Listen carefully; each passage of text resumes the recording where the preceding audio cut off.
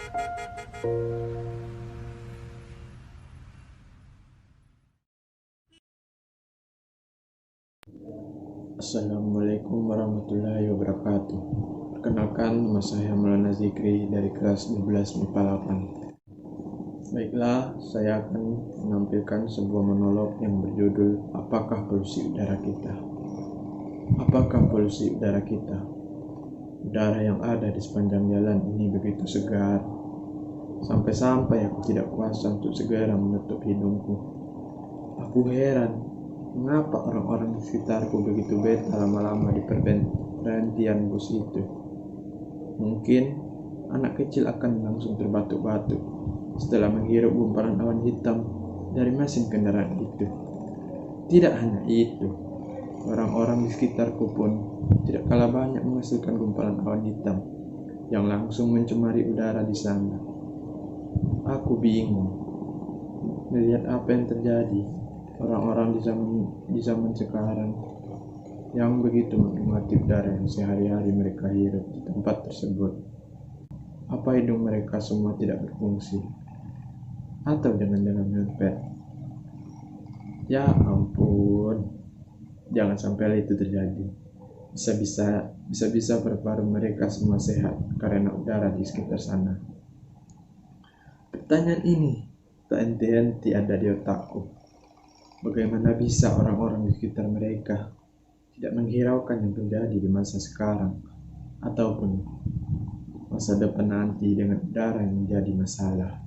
Apakah mereka tidak sayang dengan kesehatan tubuh mereka sendiri, atau mereka hanya meremehkan tentang kondisi sekarang?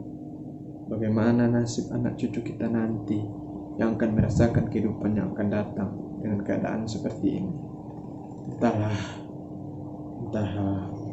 apa yang mereka pikirkan sekarang tentang keadaan udara yang begitu indah ini.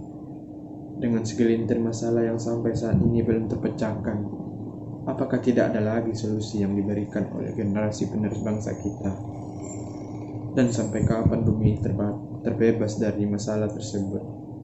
Ataukah ini semua akan berakhir? Pasti semua orang akan menyambut perubahan yang akan diberikan di masa mendatang tersebut. Tetapi, akankah semua hanya mimpi belaka?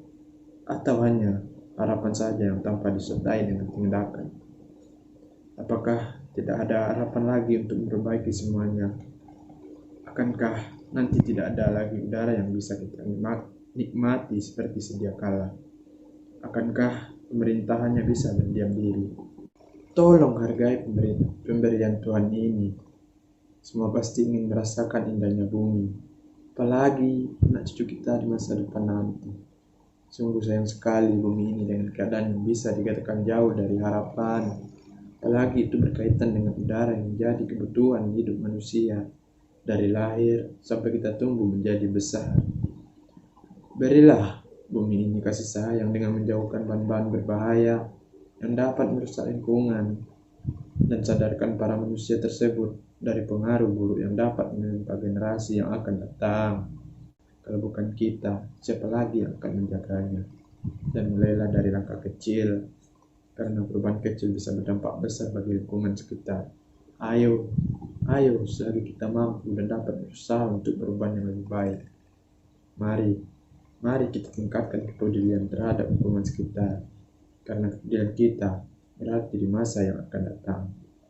Sebenarnya, apa yang ada di pikiran mereka selama ini? Nyamankah mereka dengan keadaan sekitar? Menyuapi bayi di dekat perkarangan yang penuh lalat, orang sepuh dan balita yang buang air di mana-mana, ibu-ibu mengobrol sambil duduk di bayang dekat selokan, dan mereka semua melakukannya. Dinding rumah yang berbatu bata dan lantai yang berkeramik sudah mereka punya. Tapi, apakah panca indera mereka masih berfungsi? Apakah kesadaran mereka bisa berfungsi? Kalau memang manusia, ya mengapa semuanya belum berfungsi? Pura-pura tidak sadar, pas sengaja tidak sadar. Sampai saat ini, aku masih heran. Apa yang ada di dalam benak mereka semua?